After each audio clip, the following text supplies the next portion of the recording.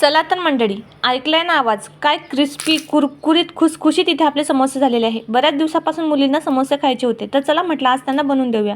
तर त्यासाठी इथे मी 1 कप मैदा स्वच्छ चाळून घेतलेला. त्यानंतर यामध्ये काळे तीळ घातले, चवीनुसार मीठ घातलं, थोडासा ओवा घातला, 1 चमच यामध्ये आपल्याला तूप घालायचं.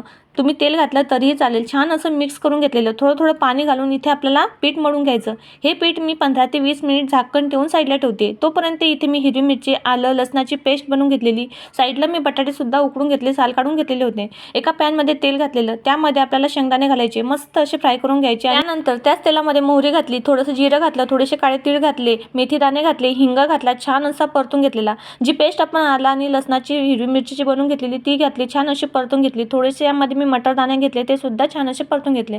त्यानंतर यामध्ये काही मसाले घातले, तर मिरची पावडर, हळद घातली, धना पावडर घातला, थोडासा गरम मसाला घातला, तो सुद्धा छान असा तेलामध्ये परतून घेतलेला. इथे उकडून घेतलेले बटाटे स्मॅश करून घातलेले, मस्त असं मिक्स करून घेतलेलं. चवीनुसार मीठ घातलं, तळून घेतलेले शेंगदाणे घातले, कोथिंबीर घातला, मस्त असं मिक्स केलेलं. तर इथे आपली समोसेसाठी लागणारा मसाला तयार झालेला आहे. 15 ते 20 मिनिट झालेले आहे. आता आपण समोसे बनवून घेऊया. त्यासाठी एक छोटासा गोळा घेतला, पातळ इथे मी पुरी लाटून घेतलेली. मध्ये त्याला अशा पद्धतीने कट करून घ्यायचं. ज्या भागाने कट करून घेतलं त्या भागाला पाणी लावून आपल्याला समोस्यासारखा त्याला आकार द्यायचा आहे. ज्या भागाने कट करून घेतलं त्या भागाने असं फोल्ड करून अशा पद्धतीने मी समोस्यासारखा आकार बनवून घेतला.